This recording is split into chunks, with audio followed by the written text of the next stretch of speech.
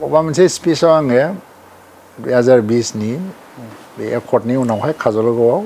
next day मोनसे public मिटिङाव बुंफैदोंमोन बरायनाय हाबाफारियाव जे मेगन मेसेबनानै सहि होदों बेखौ लानानै खोब नेगेटिभलि प्रसार खालामदों आंनि सायाव आङो जेबो बुङाखै जे बेफोर जेबो माने भेलुबो गैया आरो खुनु मोनसे मानसिफोरनि गेजेराव माबा मोनसे इम्पेक्ट लाबोनो हागोन बेबो नङा खिन्थु आंखौ सम सम एम्बारेस खालामनो थाखाय बेफोरखौ ससियेल मिडियायाव हगारो आरो बे टटेलि पजिटिभ सेन्सआव बुंनाय बाथ्रा रन्जन दैमारि एकर्डखौ मिथिगौ गासिबो कपिखौबो नायजोबदों जेलावबो देखायहैदों फैनानैबो स्टाडि खालामफैदों लास्ट पइन्टआव जों डिसकासन खालामलायदों इभेन आइ वाज प्रेजेन्ट अब्ला रन्जन दैमारिया मोनसे खोथा बुंदों जे जि अबस्था फैबाय दा आफादनि एनडिएफबिनिबो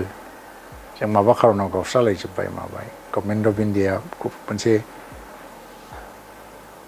जेबो होआलासिनो धंस खालामनाय मोनसे षड्यन्त्रआवबो नांबाय होननानै थ' बे खेथ्रआव जोङो जि मोनो माने बेथ' बहुद मोजां एकर्ड जाबाय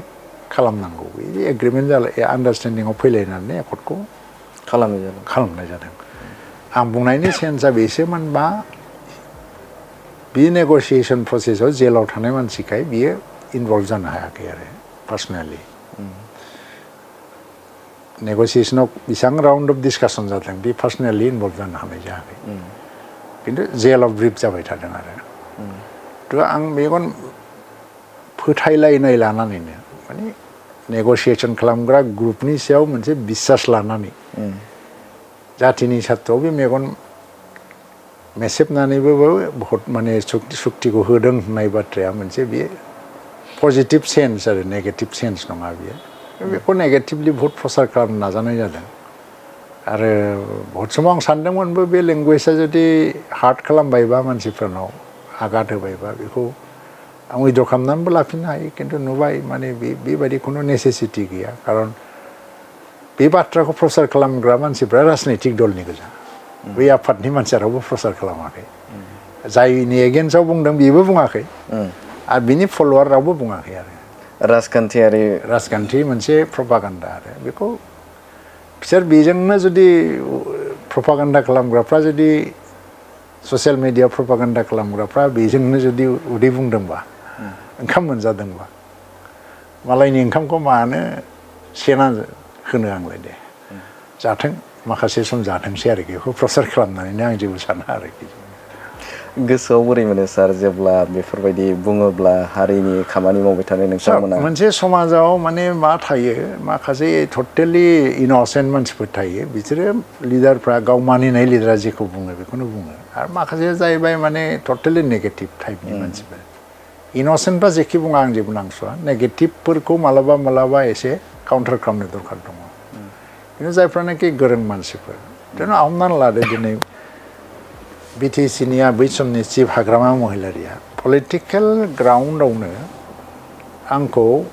जातिद्र'हि नाम फोसावदों आरो समाज बयकटबो खालामदों समाज बयकटआ बिपिएफआनो खालामदों एज ए हल बिपिएफआनो समाजा खालामाखै बिपिएफआ खालामदों आजेला आं रन्जन दैमारिया जेला सिजफायाराव फैयो एनडिएफबिआ सिजफायाराव फैयो आं वेलकाम खालामनानै जेला स्टेटमेन्ट होयो बे क'क्राझार सहराव आंनि एगेन्स्टआव वाल पस्टरिं जादों बिपिएफनि इउथ इउइंआ खालामदों रन्जन दैमारिनि दालाल हुसियार इउजि ब्रह्म आरो आं होनबा थेङाफारायाव थायोमोन आं थाग्रा न'आव आं गेट खेंनानै ओंखारनाय लोगो लोगोनो लामा आरो ओरैथिं अपोजिट साइडआव वाल दङ बेवहाय हराव लिरनानै गालांदों इउजि ब्रह्म रन्जन दैमारिनि दालाल हुसियार आं माने गिनानै दसे सम न'निफ्राय ओंखारलायाखै आरो ओमफ्राय आंनि फल'वारफ्रा बुंबाय जे माने बेखौ खोमोरजोबसै नामा सार आंबो साननानै खोमोरनाङा थाथों दसे थानानै आङो केमेरा लाना ओंखारदों जे बहा बेबायदि पस्टार लगायदों सामथाइबारिनिफ्राय लानानै दतमा ओरै क'क्राझार माने हरनि गेजेरावनो लिरजोबदों हरनि गेजेरावनो ओमफ्राय बे फट'फ्रा दाबो दंजोबो आंनाव खिन्थु जेब्लानाखि एनडिएफबिआ सिजफायार खालामनानै फैबाय फार्स्ट माने केम्पआव थांनानै आर'नाइ गानहैग्राया बिपिएफनि मानसिफ्रानो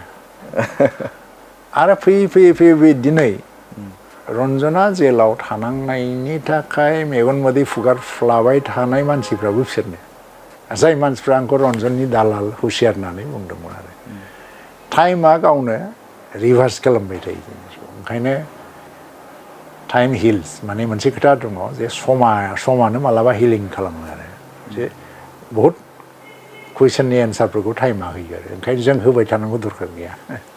आं जेबो ओंखायनो